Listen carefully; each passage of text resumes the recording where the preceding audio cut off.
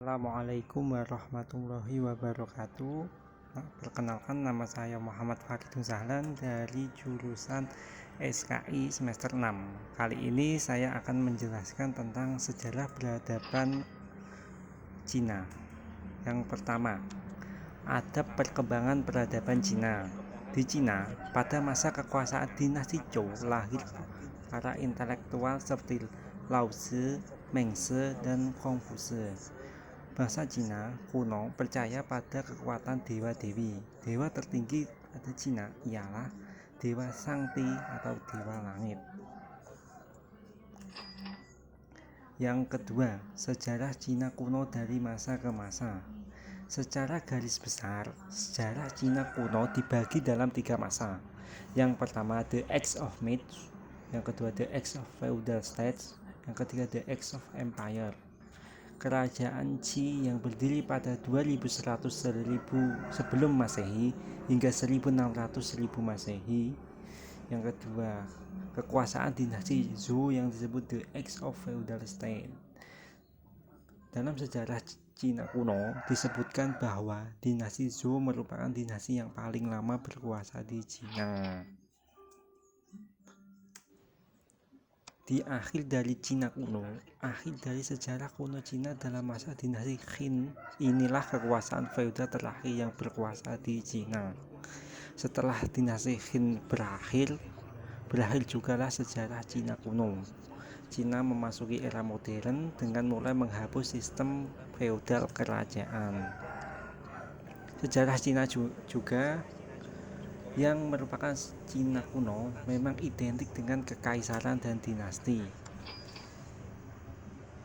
Kita lanjut ke peradaban Lembah Sungai Kuning yang ada di Cina.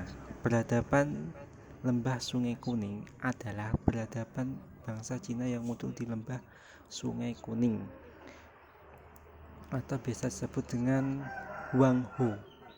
Huanghu sendiri biasa disebut dengan Sungai Kuning karena membawa lumpur kuning sepanjang alirannya.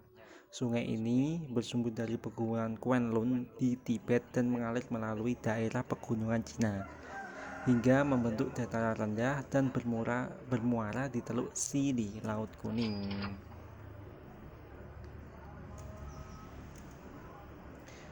Lanjut ke peradaban Cina dilihat dari berbagai aspek. Pertama, pertanian.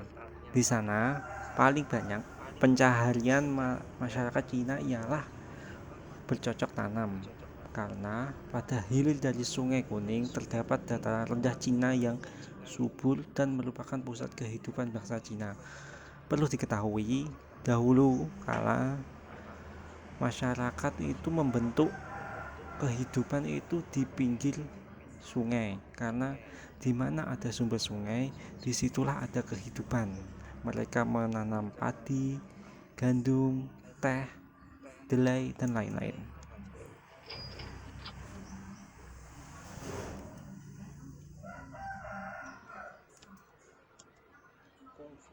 Oke, kita lanjut ke filsafat.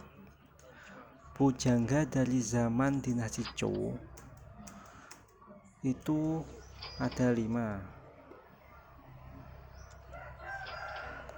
Yang pertama, Konfusi, Meng Xi, Lao Xi, dan Zhuang Xi, dan yang terakhir Konghucu. Oke, lanjut. Kebudayaan Cina kuno dibagi menjadi 3, yaitu tulisan, sastra, dan keramik. Di sana kepercayaan Cina itu dibagi menjadi Shangti, Hupo, Leixin, dan Taishan.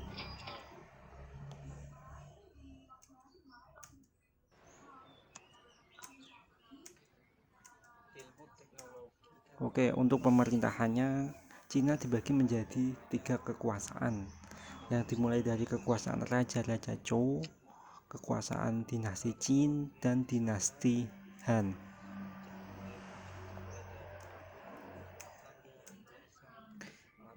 Ilmu teknologi dan pengetahuan di Cina terbilang lumayan bagus dan teknologinya tinggi.